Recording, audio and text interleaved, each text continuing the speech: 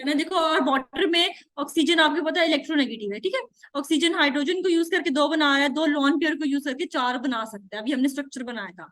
अगर अपना ये एक लॉन पेयर को दे के बना रहा है तो उस पर एक पॉजिटिव चार्ज आ रहा है।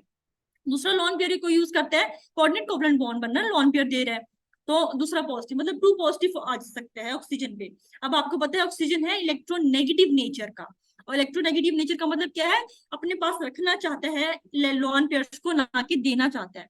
अब जितना ज्यादा, ये याद रखो, कोई भी एलिमेंट या कोई भी एटम जितना इलेक्ट्रोनेगेटिव होगा ना, अगर उस पर नेगेटिव चार्ज आएगा वो स्टेबल होता जाएगा। नेचर इलेक्ट्रोनेगेटिव है ना। अगर उस पर पॉजिटिव चार्ज आता जाएगा वो अनस्टेबल होता जाएगा। तो जितना किसी इलेक्ट्रोनेगेटिव एटम पे पॉजिटिव चार्ज आएगा वो अनस्टेबल होगा। इसीलिए हम कहते हैं कि वाटर जो है वो दो हाइड्रोजन बॉन्ड्स बना रहा होते हैं अपने हाइड्रोजन को यूज करके। लॉन पेयर को यूज करना नहीं चाहता बिकॉज वो इलेक्ट्रोनेगेटिव नेचर का है, लेकिन बना सकता है। स्टेटमेंट पे गौर करना है। अ water can make four hydrogen bond, लेकिन स्टेबल रहेगा वो जब वो दो बनाए। अच्छा जी, उसके बाद आपके पास है रेजिस्ट, ये हो गया था discuss. Resistance of liquid to flow is called, simple था। विस्कोसिटी डेफिनेशन दी हुई है कि जितना अगर वो इजीली फ्लो करेगा तो वो फ्लूइडिटी कहलाता है, जितनी वो मुश्किल से फ्लो करेगा वो इसकी विस्कोसिटी है। और डेंसिटी सिंपल है, मैस पर यूनिट वॉल्यूम आपके पास फॉर्मूला होता है किसी भी चीज का। तो जितनी ज्यादा डेंसिटी मैस होगा उतनी उसकी डेंसिटी होती है। ये सिंपल था। उसके बाद chlorine has which type of intermolecular forces. Cl2 है, इसमें किस टाइप की फोर्सेस आप एक्सपेक्ट करते हो होंगी। ABCD जल्दी से बताते जाओ, थोड़ा जल्दी डिस्कस करते हैं ताकि बीएड को टाइम दे सके। लंडन डिस्पर्जन फोर्सेस बिल्कुल ठीक है, मुझे तो शायद गलत कर रहे हैं बच्चे। देखो, लंडन डिस्पर्जन फोर्सेस हमारे पास प्रेजेंट होती है नॉन पोलर नेचर में, ठीक है।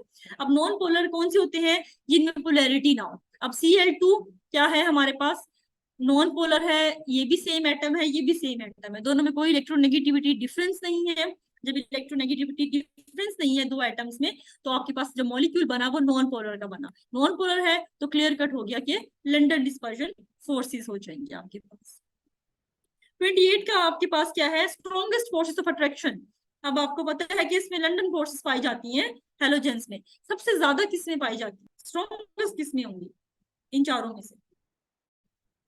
F2Cl2Br2I2, एग्जैक्टली सबसे ज्यादा स्ट्रॉन्गेस्ट होंगी वो आयोडाइन में पाई जाएंगी। I2 is the correct option D. Reason क्या थी कि ये डिपेंड करती हैं लंडन डिस्पर्जन फोर्सेस साइज पे, और दूसरा हम कह सकते हैं पोलराइजेबिलिटी पे और भी ज्यादा।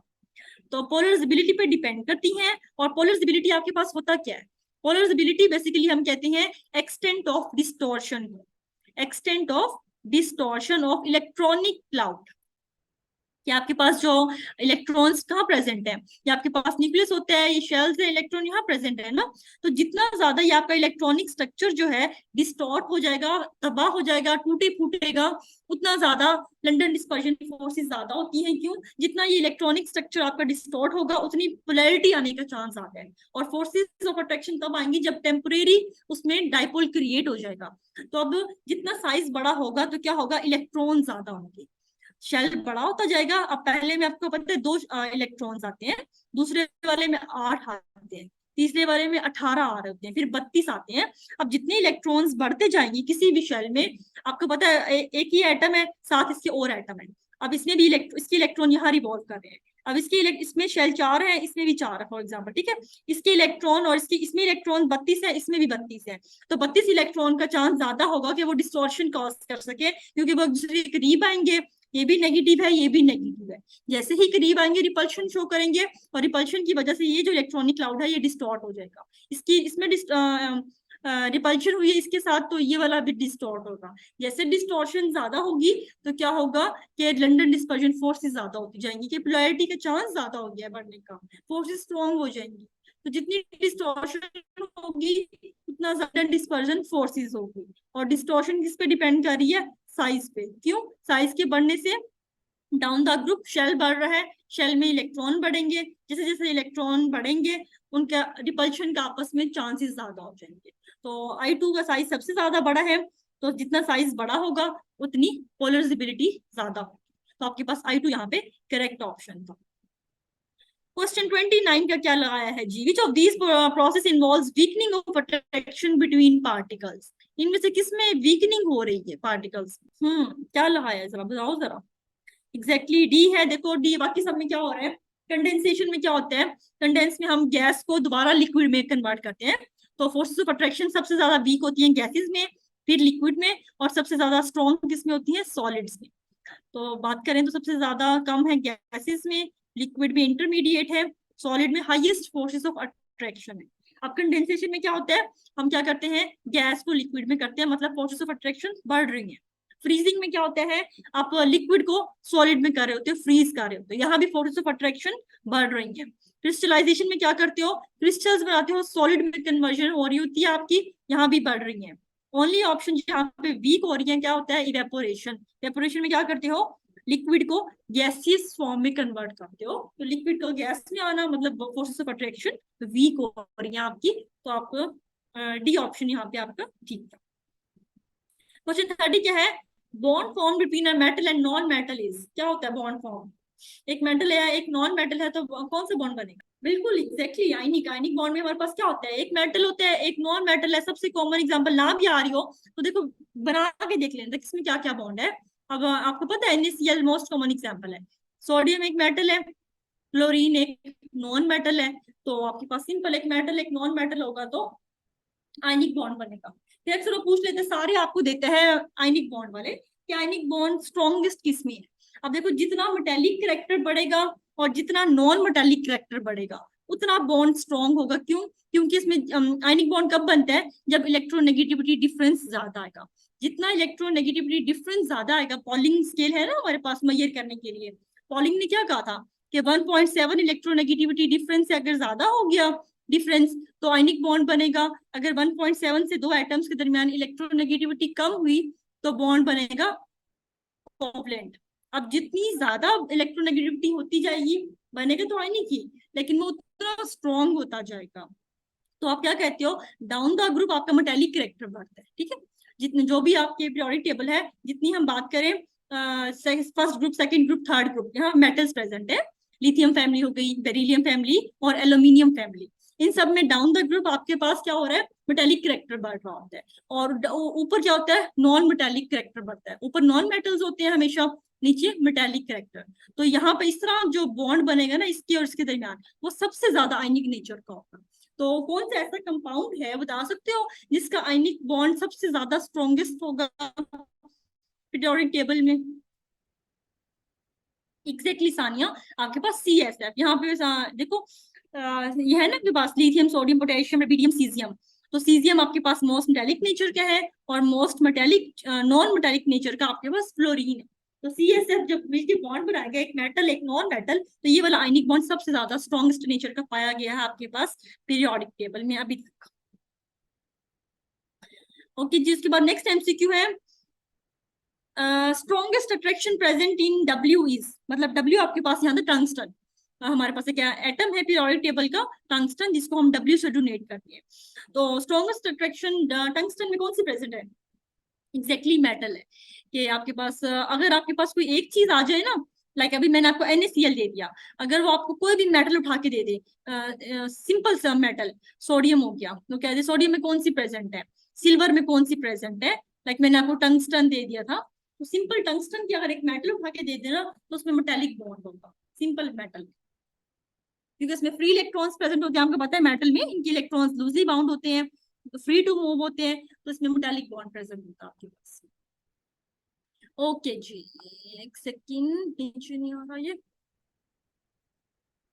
हाँ जी, 3D series start from which period of periodic table? I think thought के टाइपिंग मिस्टेक, आपको लगा W गलती से आ गए हैं। W is a metal, tungsten, tungsten की एब्रीविएशन है ये। अच्छा एक काम भी करना है पीरियोडिक टेबल के ना आज, इसलिए आयनिक आंसर दे दिया, ठीक हो गया बिल्कुल। स्ट्रॉन्गेस्ट अट्रैक्शन आपने सोचा इनमें से आयनिक कोवलेंट में से आयनिक स्ट्रॉन्ग है। आज ना पीरियोडिक टेबल में जो एलिमेंट लिखे हैं ना ये एक बार देखना कि एब्रीविएशंस क्या है और नाम क्या क्या, बस एक बार पढ़ लेना ताकि आइंदा कभी आ जाए ना अक्सर आ जाता है। कि एक दफा आया भी हुआ बल्कि कि आर्सेनिक का जो आपने पढ़ रखा है ना, आर्सेनिक इसका सिंबल क्या है, ये अक्सर आ जाता है। अब आर्सेनिक का सिंबल क्या है भला? एग्जैक्टली ये है, अक्सर बच्चे ना AR लिख देते हैं, वो आर्गोन का है। आर्सेनिक का आपके पास AS है। तो एक बार हल्का सा कैजुअली पीरियोडिक टेबल देख लोगे तो छोटी छोटी गलतियां खत्म हो जाएगी। ओके जी, 3D सीरीज पीरियोडिक टेबल में किस पीरियड से स्टार्ट होती है, कुछ पता है? ये अक्सर ये मैं शॉर्टी से कहती हूँ, ये बहुत बच्चों ने गलत किया होगा। ईमानदारी से मुझे बताओ, यहाँ पे सबने क्या लगाया है? बड़ी बात है। मैंने अपनी क्लास को दिया था ये ना, तो उन्होंने मैक्सिमम 99% ने ना थर्ड लगाया था। मुझे नहीं समझ, अक्सर बच्चे इसको थर्ड समझते हैं, बिल्कुल ये फोर्थ से स्टार्ट होती है 3D सीरीज हमारी स्कैंडियम वाली। तो अच्छी बात है, आप लोगों ने से मैक्सिमम ने फोर्थ लगाया है, पढ़ने लग गए हैं बच्चे भाई। Only non metal in periodic table that is liquid, कौन सा ऐसा नॉन मेटल है जो वाहिद जो कि लिक्विड फॉर्म में प्रेजेंट होता है? बाकी गैसेस हैं या सॉलिड्स हैं, एक है नॉन मेटल जो कि लिक्विड में। Bromine, exactly. और अगर इसकी स्टेटमेंट ऐसे देती मैं, only metal in periodic table that is liquid, exactly, फिर वो मरकरी बन जाता। ठीक हो गया जी। अच्छा जल्दी से बताना इसको, सिनोनिम ऑफ ऑल्टरकेट। बहुत इजी है ये तो, इंग्लिश। ये तो आप लोगों की हैंड पे हो जो नीचे, अब बिल्कुल एग्जैक्टली है। सिनोनिम ऑफ ऑल्टरकेट, क्वारल, लड़ना झगड़ना, फाइटिंग करना। अच्छा इसका एक और ट्रिक बताती हूँ मैं सिनोनिम्स की आज। सिनोनिम्स की ना, अगर इन केस आपको बिल्कुल भी नहीं आते और पहली बार देख रहे हो ऑल्टरकेट, कभी जिंदगी में नहीं पढ़ा ऑल्टरकेट, तो चारों ऑप्शंस पढ़ना। पता है क्या होता है मोस्टली, देखो अब ये तीनों ऑप्शंस आपको नहीं पता ऑल्टरकेट का मतलब क्या है, ये तीनों पढ़ोगे। और फ्रेंडशिप भी, हैंडशेक, मतलब दोस्ती है ना, देखो मिल रहे हैं आपस में, लवली, आपस में प्यार मोहब्बत है, हैंडशेक है, फ्रेंडशिप है। इन तीनों से एक बहुत जो अलग थलग है वो क्वारल है, झगड़ना। तो आपको बात को इसका मतलब नहीं पता होता, लेकिन नीचे वाले जो ऑप्शंस होते हैं ना, उन तीन का वो इजी होते हैं ऑप्शंस में, FPSC इजी देते हैं। उन तीन का एक मतलब होगा, एक का बिल्कुल अलग होता है। तो वहां से 100% आपको पता चल जाएगा कि इसका आंसर ही है। एंटोनिम ऑफ अल्ट्रुइस्ट, अल्ट्रुइज्म पढ़ते हैं ना, सेल्फिश, एग्जैक्टली, इसका मतलब होता है बहुत ज्यादा सिंसियर होना किसी के साथ। अब देखो यहाँ पे भी मिल रहे हैं, सिंसियर, ऑनेस्ट, एक ही बात होगी। अब या तो सेल्फिश हो सकता है या क्यूट हो सकता है, एटलीस्ट आपको एक ऑप्शन मिल जाएगा कि ये दो तो नहीं हो सकता। और देखो एक और चीज, अब इसमें से पॉजिटिव सेंस आ रही है, इसमें से भी पॉजिटिव सेंस आ रही है, इसमें से भी पॉजिटिव सेंस आ रही है, और ओनली नेगेटिव सेंस वाला आपके पास एक ही मीनिंग है। तो अब यहाँ से अंदाजा हो जाएगा आपको। तो अब इसमें मीनिंग्स करना आसान है, नहीं भी आती फिर भी आप कहीं ना कहीं से क्लू मिलेगा आपको, आप ऑप्शंस पढ़ना। सिनोनिम ऑफ अफुट, प्रोसेस, प्रोग्रेस, बिल्कुल आगे बढ़ना, डेवलपमेंट को हम कहते हैं। देखो यहाँ पे भी एग्जैक्टली सेम है, इसका मतलब है रुकना, इसका भी मतलब है रुकना, ये कहते हैं गुस्से को। तो अभी तीनों नेगेटिव चीजें हैं, एक पॉजिटिव चीज है, यहाँ उल्टा हो गया। तो आंसर वो क्लू दे देगा आपको कोई ना कोई। पिक द करेक्ट सेंटेंस, ये बहुत इजी था। ए बिल्कुल, जब भी आपके पास कंपैरेटिव डिग्री आती है उसके बाद आप देन का यूज करते पहली बात तो। और एक चीज और ध्यान देना, एक गलती और भी होती है इसमें कि आप देन कौन से वाला यूज कर रहे हो, THEN वाला यूज नहीं करना, THAN वाला कंपैरिजन के लिए यूज होता है। ठीक है, एक चीज ये, और एक चीज रूल्स आपका यही था कि सेकंड डिग्री है उसके बाद देन यूज होगा, और उसके बाद आई नॉमिनेटिव केस यूज होता है। तो ये ऑप्शन आपका यहाँ पे बिल्कुल ठीक था। Then the mark the correct sentence, इसका क्या लगाया है भाई? ये भी बहुत इजी था, ये पर आज मैंने इजी बना दिया। हाँ, pick the correct option, he is the bravest of all. देखो सुपरलेटिव डिग्री के साथ हमेशा द लगता है, तो आपने हमेशा, सुपरलेटिव डिग्री थी, ब्रेवेस्ट था, तो हमेशा इसके साथ आर्टिकल का यूज होगा, और आर्टिकल भी द यूज होगा। तो सी ऑप्शन था। फिर था आपके पास cut the, sorry, pick the correct sentence, cut the loaf into two halves, cut the loaf into halves, cut the loaf into half, none, exactly, cut the loaf into halves। कि आपने loaf का मतलब, halves का मतलब भी यही होता है कि दो टुकड़ों में करना, तो into two halves कभी भी नहीं होता, into half होता है। ये वाला बड़ा इंपॉर्टेंट है आपका वो। अच्छा जी, पेडागॉजी आ गई, मेरी फेवरेट चीज है। चलो जी, a good diary is written, एक आपकी हमने पढ़ा था ना असेसमेंट के लिए हम टेस्ट करते हैं, उन टेस्ट में हमारे पास काफी सारी चीजें थी। पहली थी हम डायरी, तो डायरी हमेशा किस सेंटेंस में लिखी जाती है? पास्ट में, एग्जैक्टली। आप अपनी डायरी लिखते हो, आज मैंने ये किया, आज मैं ये किया, आज मैं यहाँ गया, आप वो काम कर चुके होते हो, देन आप इसको लिखते हो। तो हम मैक्सिमम जो आपकी गुड डायरी, जो आप असेसमेंट के लिए बात ध्यान में रखना, असेसमेंट के लिए असेसमेंट वाली डिग्री हमेशा, डायरी हमेशा पास में लिखी जाएगी। आप एक क्लास लेके आ गए हो, क्लास में स्टूडेंट ने क्या बिहेवियर किया है, तो आप आके उसको लिखोगे कि आज मैंने देखा कि एक बच्चा नहीं परफॉर्म कर रहा था, एक ने किया, तो पास में वो जो गुजर चुका होता है। A good diary is written in, एक अच्छी डायरी किस उसमें लिखी होती है, डेट वाइज लिखोगे, week wise, month wise, year wise. Date wise exactly. एक अच्छा टीचर अगर अपने अच्छी असेसमेंट करनी है, अपनी क्लास के बारे में ऑब्जर्वेशन अच्छी करनी है, तो वो डेली ऑब्जर्व करेगा, ना कि हम वीक में और मंथ में एक बार। डेली ऑब्जर्व करेगा, डेली आके अपनी डायरी में उसको पास्ट टेंस में लिखेगा। Project can be given to students, के टीचर स्टूडेंट की लर्निंग एबिलिटी को असेस करने के लिए प्रोजेक्ट्स देते हैं, ठीक है। तो वो प्रोजेक्ट्स उसको किस फॉर्म में देते हैं, वो इंडिविजुअल देते हैं, वो ग्रुप वाइज देते हैं, या वो दोनों दे सकते हैं, या प्रोजेक्ट्स की कोई टाइप्स ही नहीं है। एग्जैक्टली प्रोजेक्ट्स आपके पास दोनों टाइप के होते हैं जवेरिया। आप उसको स्टूडेंट्स को इंडिविजुअल भी दे सकते हो, आप उनको ग्रुप वाइज भी दे सकते हो, वो टीचर की अपनी उस पे प्रोजेक्ट को कैसे देते हैं। अच्छा जी, a procedure that is adopted to establish quality, performance और reliability of something is called. ये तो आपकी डेफिनेशन है एग्जैक्टली कि आपकी रिलायबिलिटी और क्वालिटी और परफॉर्मेंस के लिए आप एक प्रोसीजर से गुजरते हो। इस प्रोसीजर को हम कहते हैं सिंपल टेस्ट। लाइक आज मैं आपका ये ले रही हूँ टेस्ट, ये क्या है, कि आपकी क्वालिटी और परफॉर्मेंस को बढ़ाने के लिए है। टेस्ट की बात देखिए किसके हाईएस्ट आई आज, पहले 3 पोजीशन आई किसकी है। If a student is weak in calculation of math, अगर कोई स्टूडेंट है जिसकी मैथ्स वीक है, कैलकुलेशन बहुत वीक है, तो उसके इम्प्रूव करने के लिए मैं उसके एक टेस्ट लूंगी स्पेसिफिक। तो वो टेस्ट कौन सा होगा, एग्जैक्टली डायग्नोस्टिक टेस्ट होगा। कि डायग्नोस्टिक में यहाँ पे मैंने मैथ लिख दिया है, मैक्सिमम टाइम हम मैथ के लिए करते हैं, लेकिन स्टूडेंट की अगर कोई भी वीकनेस है ना, कोई भी सब्जेक्ट वीक है, तो हम उसके लिए भी लिख सकते हैं। हम यहाँ मैंने लिख सकती थी if a student is weak in chemistry, तब भी उसके लिए जो हम टेस्ट करेंगे वो डायग्नोस्टिक करेंगे, क्योंकि उसकी वीकनेस थी। कोई भी वीकनेस हो उसके लिए टेस्ट हमेशा डायग्नोस्टिक होता है, लेकिन पर्टिकुलरली हम कैलकुलेशन के लिए करते हैं। Your FPSC lecturer test is taken, आपका टेस्ट होगा इंशाल्लाह 3 से 4 5 6 माह बाद जो भी होना है। तो वो किस टाइप का टेस्ट होगा आप लोगों का इनमें से। सबा कहती है स्टैंडर्डाइज, जबेरिया भी कहती है स्टैंडर्डाइज। हाँ जी, बुशरा राफी क्या कहती है, देख लो जरा क्लास में कौन कौन है मुझे। सामिया, बुशरा, मैरी मैरी क्या कहती है। सब और जबेरिया ने टेस्ट किया हुआ बस है, बाकी ने नहीं बताना। एग्जैक्टली हमारे पास जो टेस्ट है वो स्टैंडर्डाइज टेस्ट है। स्टैंडर्डाइज टेस्ट में क्या होता है, हर एक के लिए एक ही क्राइटेरिया होता है, बिल्कुल सामिया। सारे टेस्ट ऑल्टरनेट हो सकते हैं वो क्वेश्चन, क्या आपका पहला सब ना कलर कॉपीज दी होती है, पिंक रेड ब्लू, लेकिन होंगे सबके एक ही क्वेश्चन, सबको एक ही क्वेश्चन दिए जाएंगे, ताकि एक स्टैंडर्ड रख दिया गया है। जो स्टैंडर्ड से ऊपर आएगा ऑब्वियसली वो सीट ले जाएगा।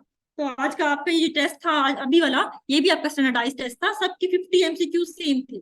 इसी बेस पे हम पोजीशन डिस्कस करते हैं कि सबके एमसीक्यू सेम थे। अब किसने पहले 3 पोजीशन ली आज में।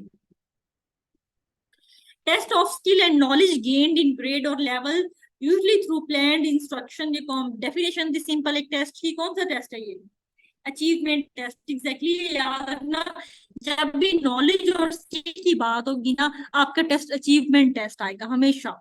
या किसी भी वे से नॉलेज और स्किल आ जाता है ना जिसमें इन्वॉल्व, वो आपका अचीवमेंट टेस्ट होता है। यू शुड नीड, ये बहुत अच्छा मजे का है, इसको बताओ क्या है भाई। आपको सबसे ज्यादा कंप्रीहेंशन और प्रिपेयर रहने के लिए, स्क्रीन शेयर नहीं हो रही है, बाकियों के भी मसला आ रहा है कोई भाई। मेरे पास शेयरिंग तो सही आ रही है बुशरा, नहीं आ रहा। चलो बुशरा, फिर आपको ना नेट स्लो है, एक बार इसको रिफ्रेश कर लो नेट को या डाटा को, फिर आओ दोबारा कनेक्ट होके। अच्छा आपके नेट का इशू आ रहा है, ठीक हो गया, कोई इशू नहीं है, इसको हम आप ना उसमें देख लेना, फिर कोई इशू नहीं है रिकॉर्डिंग्स की। अच्छा जी, आपको सबसे ज्यादा कंप्रीहेंशन सबने अक्सर लगाया बी, बिल्कुल ठीक है। सबसे ज्यादा जो आपने तैयारी करके जानी होती है ना, वो फिल इन दी ब्लैंक्स होती है। क्यों, मल्टीपल चॉइस क्वेश्चन में आंसर एक होता है, ये देख के अंदाजा हो जाता है। शॉर्ट क्वेश्चन लॉन्ग क्वेश्चन में आपका अपना दिमाग होता है, कुछ ना कुछ पॉइंट बंदा सारा सही नहीं, एक दो पॉइंट सही लिख देता है। लेकिन फिल इन दी ब्लैंक्स ऐसी टाइप होती है जिसमें आपको क्लियर कट या तो आता है या नहीं आता। तो सबसे ज्यादा आपने जो तैयारी करके जानी होती है जिस टेस्ट की, वो फिल इन दी ब्लैंक्स की करनी होती है। उसके बाद आपके पास था labelling figures is mostly done in which subject, क्या आपके पास कौन सा सब्जेक्ट है जिसमें मोस्टली आपका जो पाला पड़ता है वो फिगर्स डायग्राम्स के साथ पढ़ते हैं, साइंस सब्जेक्ट में या जियोग्राफी सब्जेक्ट में। बिल्कुल, तो मैं यहाँ पे जियोग्राफी मैंने दिया नहीं था, तो इंग्लिश उर्दू में आपको कोई कंसर्न नहीं होता फिगर्स से। साइंस सब्जेक्ट्स मोस्टली आपके पास फिगर्स या डायग्राम्स वाले होते हैं। You have to follow general academic rules in which type of testing, कौन सी टेस्टिंग है जिसमें आपको मैक्सिमम एकेडमिक रूल्स को फॉलो करना पड़ता है लास्ट में। एग्जैक्टली जो एरिया ऐसे टाइप क्वेश्चन ऐसे होते हैं जिसमें आपने हर हाल में फॉलो करना है, अगर नहीं होता तो ऐसे पे ऐसे क्रॉस सकते हैं टीचर, चाहे वो 100 मार्क्स का है तो आपको 2 या 3 मार्क्स देगा, उससे ज्यादा मार्क्स नहीं मिलेंगे अगर आप नहीं फॉलो करोगे ऐसे के पैटर्न को। अब ऐसे आपके पास 3 तरह के होते हैं, सिंपल डिस्क्रिप्टिव ऐसे भी होते हैं, और कौन से होते हैं क्वेश्चनियर वाले ऐसे भी होते हैं, और एक होते हैं आपके पास एब्स्ट्रैक्ट ऐसे। 3 टाइप्स होती हैं ऐसे की, थोड़ी सी मैं इसको एक्सप्लेन कर देती हूँ छोटी सी। डिस्क्रिप्टिव टाइप ऑफ ऐसे होते हैं, डिस्क्रिप्टिव, थोड़ी सी राइटिंग गंदी आ रही है, इग्नोर करना। डिस्क्रिप्टिव है, एक होते हैं आपके पास क्वेश्चनियर वाले, ऑब्जेक्टिव ऐसे भी कहते हैं इनको, या क्वेश्चंस वाले जिसमें क्वेश्चंस इन्वॉल्व होते हैं, ठीक है क्वेश्चन। थर्ड टाइप ऐसे कि आपके पास आ जाती है एब्स्ट्रैक्ट ऐसे। इनमें फर्क कैसे होता है, बात खुद आपको स्टेटमेंट दी जाती है ऐसे की स्टेटमेंट पढ़ के ही आपको पता चल जाना चाहिए कि ऐसे की कौन सी टाइप है। अब देखो डिस्क्रिप्टिव ऐसे में पता क्या होता है, डिस्क्रिप्टिव ऐसे में सिंपल एक टॉपिक होता है, आप उसमें आपने एक्सप्लेन करना होता है। सबसे इजी टाइप स्टूडेंट जो समझता है वो डिस्क्रिप्टिव है। लाइक मैं आपको एक टॉपिक देती हूँ ग्लोबल वार्मिंग, ठीक है, ग्लोबल वार्मिंग पे आपने ऐसे लिखने हैं तो आपकी ये टाइप कहलाएगी डिस्क्रिप्टिव। ग्लोबल वार्मिंग कह दूं या मैं कह दूं मलेरियल डिजीज पे लिखो, डेंगू वायरस पे लिखो, कोरोना पे लिखो, सिंपल ऐसे है, आपको एक टॉपिक दे दिया गया है आप उस पे लिख दोगे डिस्क्रिप्टिव। फिर आपके पास क्वेश्चन वाला ऐसे आ जाता है, क्वेश्चन ऐसे या ऑब्जेक्टिव ऐसे। इसमें क्या होता है, इसमें कोई क्वेश्चन होता है, अब उसका आंसर यस भी हो सकते हैं, उसका नो भी हो सकता है। लाइक मैं लिख दूं क्या लिख दूं, इज वर्ड गोइंग टूवर्ड्स डिजास्टरिंग या डिस्ट्रक्टिंग, क्या दुनिया जो है वो तबाही की तरफ जा रही है। या फिर एक और लिख देती हूँ, sorry, social media apps, social media apps जो हैं वो डिस्ट्रक्शन का बाइस है, इस social media apps reason for distraction. तो अब देखो इसका हाँ में भी जवाब दे सकते हो, ना में भी। सोशल मीडिया एप्स डिस्ट्रक्शन है, अगर है तो आप उसकी सारी लॉजिक जो दोगे वो डिस्ट्रक्शन वाली दोगे, जस्टिफाई करोगे कि इससे आई साइड वीक हो रही है, इससे क्या हो रहा है और क्या मसला, पढ़ाइयों में तवज्जो नहीं जा रही स्टूडेंट्स की, टाइम वेस्टिंग हो रही है, और फिजिकल एक्टिविटी नहीं रही लोगों की, सोशल एप्स में घुसे रहते हैं। तो ये जो बच्चा जाएगा कि सोशल एप्स डिस्ट्रक्शन का बाइस है, वो इसमें जाएगा कि जी। और जो नो आंसर कहेगा कि नहीं सोशल मीडिया के बेनिफिट्स ज्यादा है, तो फिर वो लिख सकता है कि इसके थ्रू आजकल हम बहुत बिजनेस कर रहे हैं, सोशल सारे जितने बिजनेस हैं फेसबुक में, इंस्टा। दूसरा इसको आप लिख सकते हो कि नॉलेज का इंफॉर्मेशन है, न्यूज का इंफॉर्मेशन शेयर करने का है, आजकल आपकी जो पढ़ाई हो रही है उस पर सोशल मीडिया इन्वॉल्व है। अगर कोई डिजीज इलनेस आती है जहां आप बाहर नहीं जा सकते, उसमें सोशल मीडिया। तो क्वेश्चन वाले जो ऐसे होते हैं वो आपकी चॉइस पे होते हैं, आपने यस की तरफ जाना है या नो की तरफ जाना है। तो ऐसे ऐसे जिसमें आपके पास दोनों ऑप्शंस हो और आपने उसको खुद लेके चलना है आगे अपनी मर्जी से, तो वो आपके पास क्वेश्चन वाले ऐसे आते हैं। और एब्स्ट्रैक्ट ऐसे होते हैं जिसकी कोई वो नहीं होती बाउंड्री, और उसको आप जिस भी डायरेक्शन में चाहो लेके जा सकते हो। लाइक इसमें हम क्या लिख सकते हैं, इसमें ना कोई ऐसी लाइन होती है जिसके अंदर कोई एक मतलब होता है छुपा हुआ। एब्स्ट्रैक्ट ऐसे इजी भी है, बहुत मुश्किल भी लिखना है, अगर आप उसके मीनिंग को समझ जाओ ना तो वो बहुत इजी है। अगर आप उसके मीनिंग को ना समझ लो तो आप फिर उसको मुश्किल ले की तरफ चले जाओ, तो फिर वो अगर उसका आपने मतलब ना समझा तो फिर वो आपका गलत भी हो सकता है। लाइक एक ऐसे आया था अभी latest, man will be man, man will be man. अब ये कोई एक फ्रेज है शायद इंग्लिश की, इसका कोई मीनिंग होगा इंटरनल, उसकी सेंस में इसको बताना था, ना कि आदमी आदमी होते हैं, इसका ये मतलब नहीं। तो इस तरह एब्स्ट्रैक्ट ऐसे एक ऐसी स्टेटमेंट होगी जिसके अंदर कोई एक मीनिंग होगा, उस मीनिंग को समझ जाओगे तो एब्स्ट्रैक्ट ऐसे लिख सकते हो, वरना नहीं। तो सबसे इजी जो स्टूडेंट समझता है वो डिस्क्रिप्टिव है। क्वेश्चन में आपकी मर्जी होती है, आप किसी टाइप भी जा सकते हो। और एब्स्ट्रैक्ट ऐसे होते हैं जिसमें कोई मीनिंग होता है इंटरनल छुपा हुआ, उसको आपने निकालना। ठीक हो गया जी। तो ऐसे में आपने सबसे ज्यादा रूल्स फॉलो करने चाहिए है, चाहिए है, चाहिए है, इनके अपने रूल्स हैं, उसको फॉलो नहीं करोगे ऐसे गलत हो जाएगा। आखिरी क्वेश्चन, आखिरी ने भी और भी, सॉरी काउंटिंग जरा देर से शुरू हुई थी आज। Broad goal of your course that shows your content is called, क्या कहलाता है? एम कहलाता है। बिल्कुल, देखो एम बच्चे से मुझसे पूछा भी था, मैंने उसको एक्सप्लेन किया था। मैं इसको दोबारा थोड़ा सी बच्चों का, और आप लोगों को कंफ्यूजन है एम और ऑब्जेक्टिव में डिफरेंस क्या है। एम और ऑब्जेक्टिव में डिफरेंस ये है मेरे बच्चों कि एम होता है टीचर से रिलेटेड, किसी इंस्टीट्यूट से रिलेटेड। ऑब्जेक्टिव रिलेट करते हैं हमेशा स्टूडेंट के साथ। अब मेरा एम होगा क्या कि मैं आपको कोर्स आउटलाइन बताऊं। अब देखो हमारा जब स्टार्ट हुआ था सेशन, मैंने क्या किया था, मैंने सबसे पहले आप लोगों का टाइम टेबल एडजस्ट किया हुआ था। जो बच्चा भी आ रहा था मैं उसको टाइम टेबल बता रही थी, मैं उसको कोर्स कंटेंट्स बता रही थी कि इस टाइम के दौरान हमने ये टॉपिक्स पढ़ने हैं, और एट द एंड जो है हम ये चीजें समझने के काबिल हो जाएंगे। तो अपने मैं जो सेशन की सारे कोर्स कंटेंट्स हैं उसको आपके सामने डिफाइन कर रही हूँ और बता रही हूँ कि एट द एंड हमने ये चीजें सीख लेनी है एफपीसी के हवाले से। एट द एंड मेरा एम क्या होगा कि आपको केमिस्ट्री भी आ जाए, आपको पेडागोगी भी आ जाए, आपको इंग्लिश भी आ जाए। तो ये मेरे एम है। तो broad goal of the course जो कि मेरा इरादा बताएंगे मैंने एट द एंड क्या कुछ कर लेने हैं, तो ये एम होगा। और ये रिलेट करेगा टीचर्स के साथ या इंस्टीट्यूट के साथ। और ऑब्जेक्टिव क्या होगा इस हवाले को बाद में डिस्कस करेंगे, पहले मैंने ऑब्जेक्टिव भी दिया। To take steps by students to achieve the aim of an institute is called objective.